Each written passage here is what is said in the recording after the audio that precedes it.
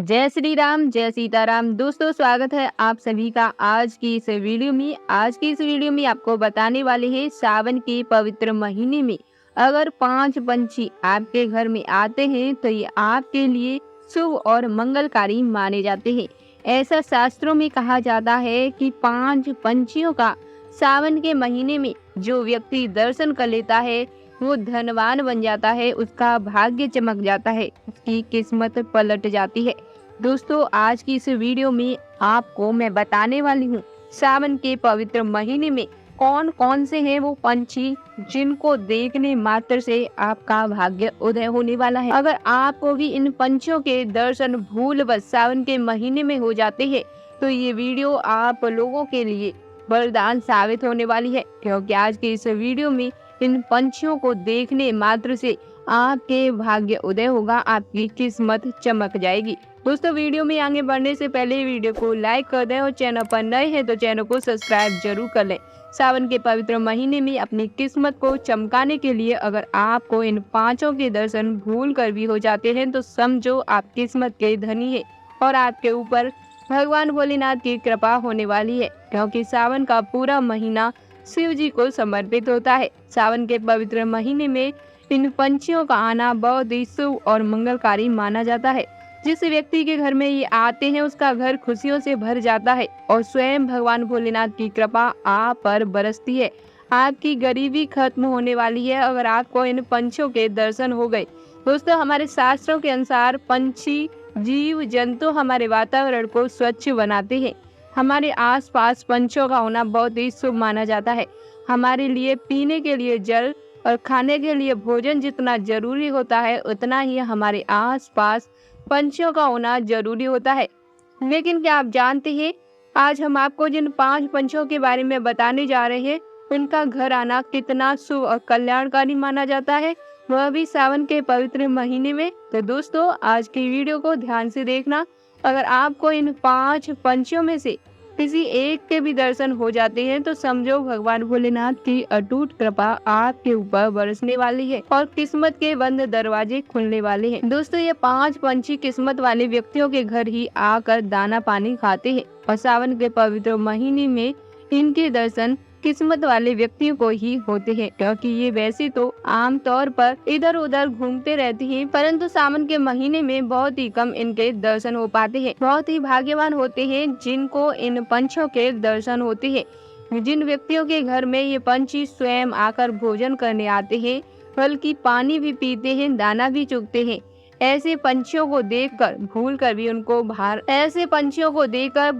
उनको मारना या भगाना नहीं चाहिए। समझो आप बहुत ही खुशकिस्मत हैं जो ये पंछी आपके घर में आए और आपके जीवन में सौगात लेकर आते हैं। धन की देवी माता लक्ष्मी को साथ लेकर आते हैं। इन पंछियों को देखना मतलब स्वयं भगवान विष्णु और भगवान शिव को देखने के बराबर होता है। शास्त्रों के अनुसार ऐसा माना जाता है इन पंछियों का घर में आना भाग्य उदय करने के बराबर होता है। तो दोस्तों, इनमें से पहला पंछी है नीलकंठ। जी हाँ दोस्तों, नीलकंठ बहुत ही शुभ और कल्याणकारी माना जाता है। इसे साक्षात भगवान शिव का प्रतीक मानते हैं। बहुत ही कम लोग होते हैं जो सावन के महीने में इनके दर्शन कर पाते हैं। जिनकी छत पर आकर स्वयं नीलकंठ बैठ जाए और स्वयं से दाना पानी पिए, ऐसे घरों में कभी भी कोई संकट नहीं आता है। दिन दूनी रात चौगुनी तरक्की होती है। धन की देवी माँ लक्ष्मी ऐसे घरों में वास करती है। नीलकंठ जब आपके घर आकर बैठ जाए तो उसे दाना पानी अवश्य ही डालना चाहिए। अगर ये दाना खा जाए तो समझो आपका भाग्य उदय होने वाला है। पहली बात तो ये है कि बहुत ही कम लोगों की छत पर आकर ये बैठता है और किस्मत वाले लोगों को ही सावन के महीने में इसके दर्शन होते हैं। ये साक्षात शिव जी का अवतार माने जाते हैं। ये पंछी आपको जहाँ भी दिख जाए तो इनको भूल कर भी भगाना नहीं चाहिए, बल्कि इनके दर्शन कर भगवान शिव का स्मरण कर अपनी इच्छा को अगर बोल देते हैं तो वो इच्छा भी आपकी पूरी हो जाती है। अगर आपने भूल कर इनका अपमान किया या इनको भगा दिया तो भगवान शिव के क्रोध का सामना भी आपको करना पड़ सकता है।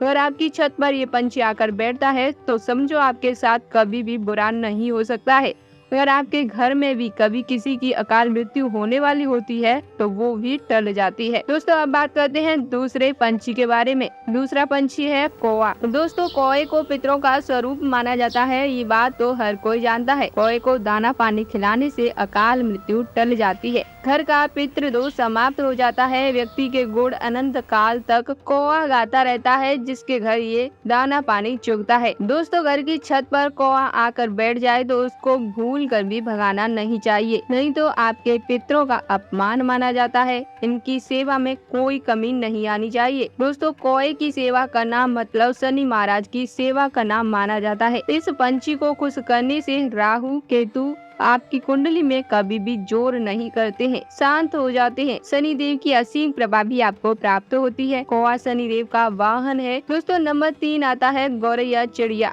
गौरैया चिड़िया भगवान राम के घर में सबसे पहले देखी गई। शास्त्रों में इसका वर्णन विस्तार से मिलता है। राजा दशरथ स्वयं इसे माँ लक्ष्मी का प्रतीक मानते थे। गौरैया चिड़िया का घर में आना लक्ष्मी के आने से कम नहीं होता, ये साक्षात माँ लक्ष्मी का स्वरूप होती है। ऐसा माना जाता है कि यह पंछी जब आपके घर में आकर दाना पानी खाता है तो समझो आपके घर में लक्ष्मी का वास होने वाला है। इस पंछी का घर में घोंसला बनाना अत्यंत मंगलकारी माना जाता है। समझो आपके ऊपर कोई संकट आने वाला होता है तो वह टल जाता है। किस्मत वाले लोगों के घर में गौरैया पंछी आकर बैठती है और घोंसला बना लेती है। ऐसे व्यक्तियों का भाग्य कुछ ही क्षणों में बदल जाता है जिनके घर में गौरैया आकर बैठती है।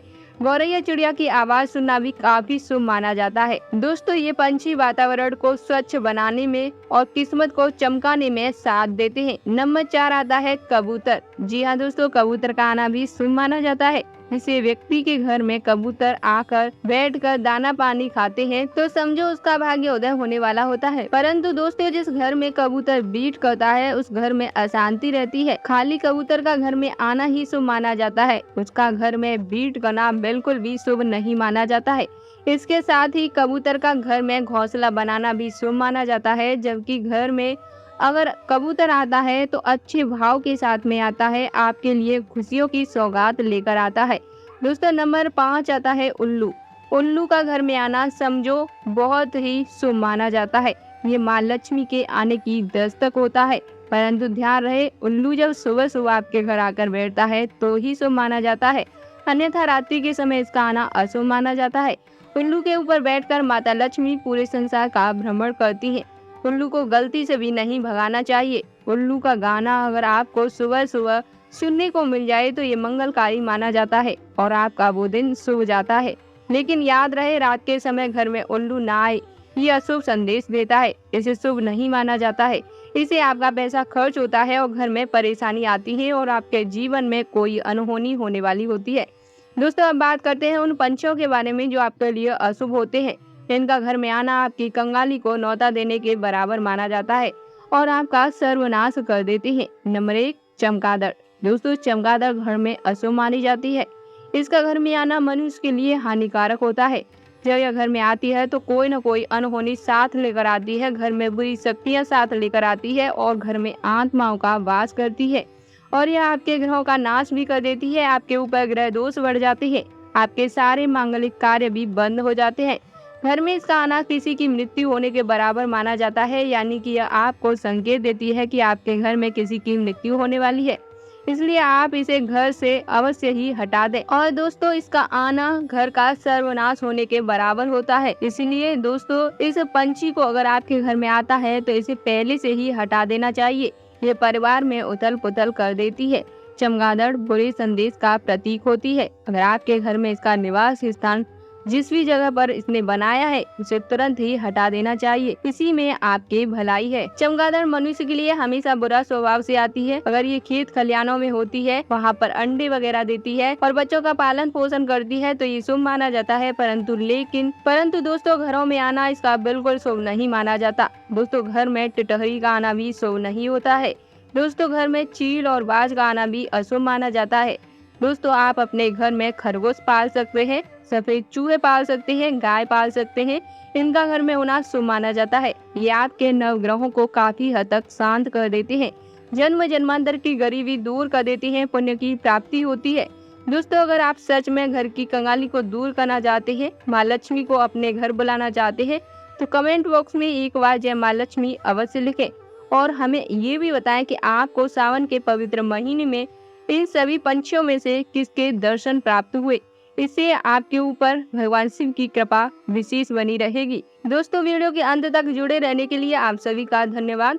वीडियो को लाइक और चैनल को सब्सक्राइब अवश्य कर दें और कमेंट बॉक्स में ओम नमः शिवाय, हर हर महादेव, जय श्री राम, जय बागेश्वर धाम लिखना बिल्कुल न भूलें।